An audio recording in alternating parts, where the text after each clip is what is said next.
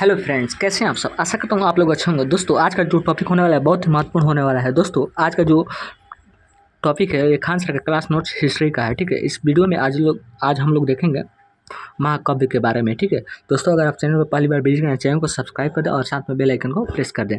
दोस्तों, तो चलिए वीडियो को बिना देर के वीडियो को स्टार्ट कर लेते हैं। दोस्तों, इसका पीडीएफ चाहिए तो टेलीग्राम का लिंक डिस्क्रिप्शन बॉक्स में दिया गया है, वहाँ से आप जुड़कर टेलीग्राम से जुड़कर इसका पीडीएफ प्राप्त कर सकते हैं। तब तक के लिए चलिए वीडियो को स्टार्ट कर लेते हैं।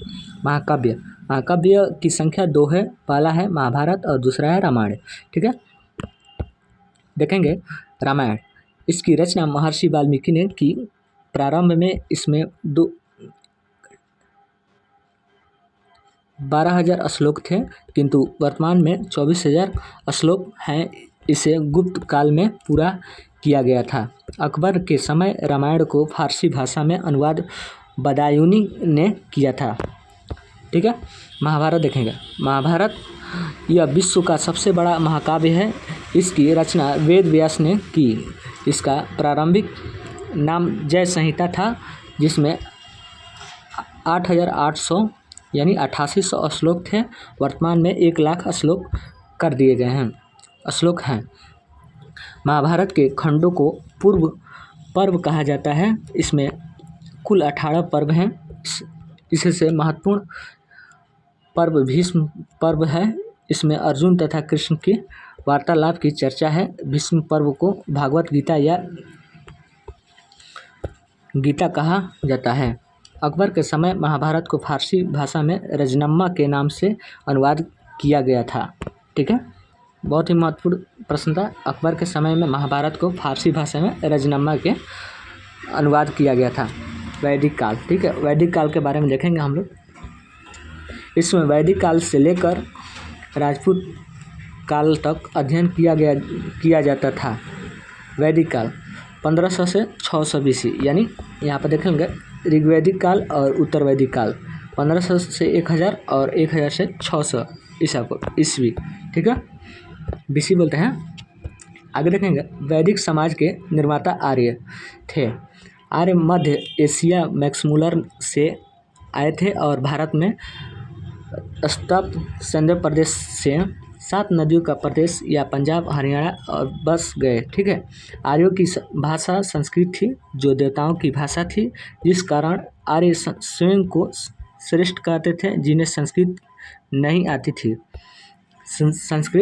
आती थी अर्थात भारत में मूल निवासियों को अनार्य या निम्न कहा जाता था। दक्षिण भारत में आर्यकरण अस्त ऋषि ने किया।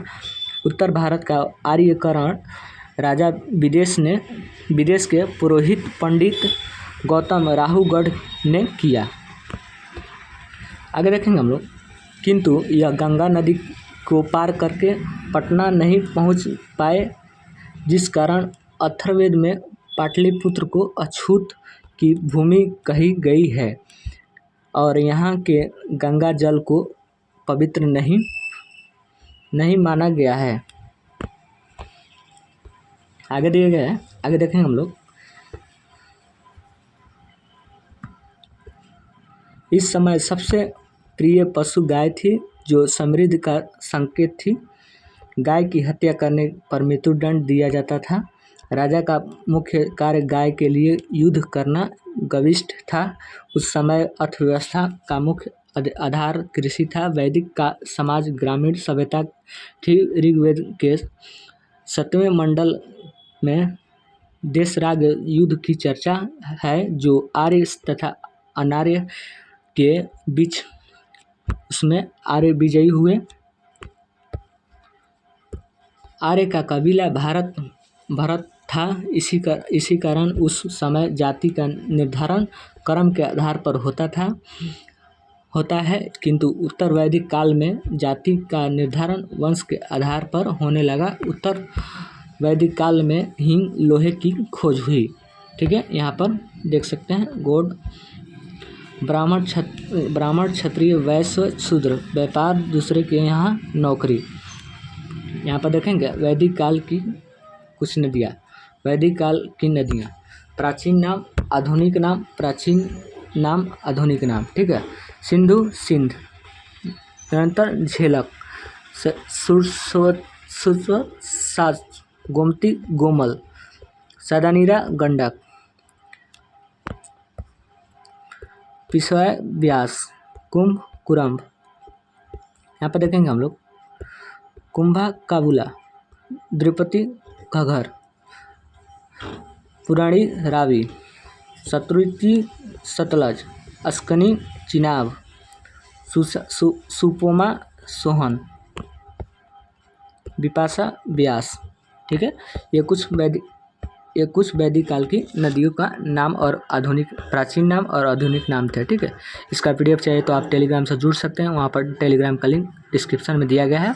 ठीक है, यहाँ पर देखेंगे वैदिक साहित्य में सर्वाधिक चर्चा सिंधु नदी की है, क्योंकि यह सबसे महत्वपूर्ण नदी थी। ठीक है, वैदिक काल के देवता के बारे में देख लें। इंद्र यह सबसे महत्वपूर्ण थे। इसकी चर्चा 250 बार हुई है। इन्हें युद्ध तथा वर्षा का देवता कहते हैं। इन्हें पुरंदर भी कहते हैं। देखेंगे हम लोग पहला अग्नि, इसका चर्चा 200 बार है। तीसरा देखेंगे वरुण वायु। 4 नंबर देखेंगे सोम जंगल के देवता। 5 नंबर मारुत तूफान के देवता। 6ठा देखेंगे रौद्र, यह सबसे क्रोध करने वाले देवता हैं। इन्हें पशुओं की देवता कहते हैं। आगे देखेंगे विष्णु संरक्षक एवं पालनकर्ता। 8वां देखेंगे पूषण पशुओं का देवता। गिविष्ट का अर्थ होता है गाय के लिए किया गया युद्ध।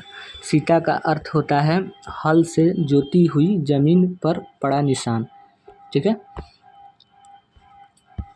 दोस्तों, अगर इसका PDF चाहिए तो आप इसका टेलीग्राम से इसका PDF ले सकते हैं, जिसका लिंक डिस्क्रिप्शन में दिया गया है। दोस्तों, तब तक के लिए अगर चैनल पर पहली बार आए हैं तो चैनल को सब्सक्राइब करें और साथ में बेल आइकन को प्रेस कर दें। तब तक के लिए जय हिंद।